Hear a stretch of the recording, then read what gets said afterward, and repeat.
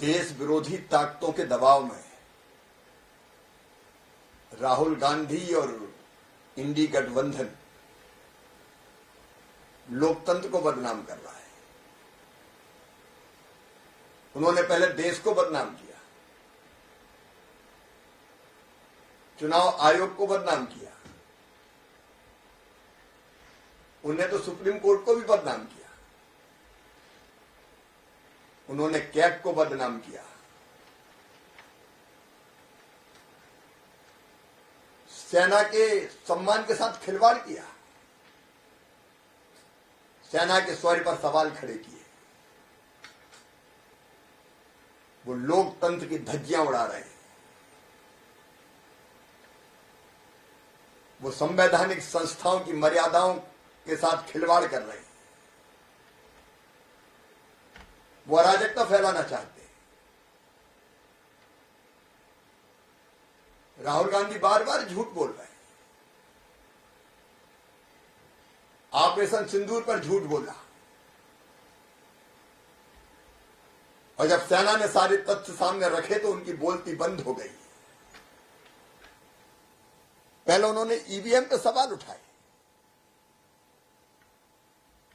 कि ईवीएम के कारण वो चुनाव हारते हैं। सबूत मांगे तो सबूत दिए नहीं, और बाद में सुप्रीम कोर्ट ने फटकार लगाई तो रणछोड़ दास हो गए।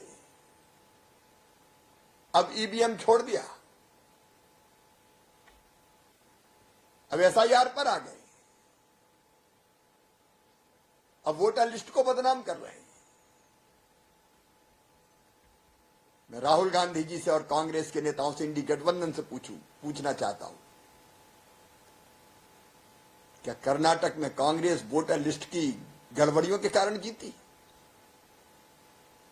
क्या तेलंगाना में कांग्रेस चुनाव आयोग की गलतियों के कारण जीती? क्या हिमाचल प्रदेश में कांग्रेस चुनाव आयोग और वोटर लिस्ट की गड़बड़ी और गलतियों के कारण जीती? क्या डीएमके गठबंधन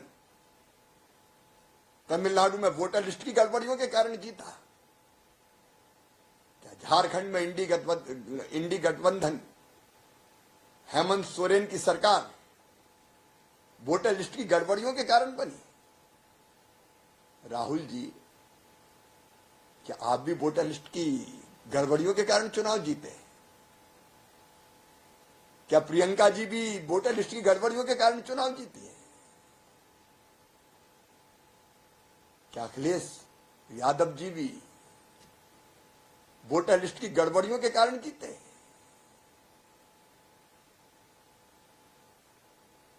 आप आरोप लगाते हो और भाग जाते हो। चुनाव आयोग आपसे एफिडेविट मांग रहा है, आपको दिक्कत क्या है एफिडेविट देने में? लेकिन आप एफिडेविट नहीं देना चाहते। आप देश के सम्मान के साथ खिलवाड़ कर रहे हैं, देश को बदनाम करके, लोकतंत्र को बदनाम करके उसको कमजोर करने का पाप कर रहे हैं। आप जीतो तो सब ठीक है और आप हारो तो सब खराब है। मैं देश की जनता को सावधान करना चाहता हूं, इनकी साजिशों से सावधान रहें। ये देश को कमजोर और बदनाम करने का पाप कर रहे हैं।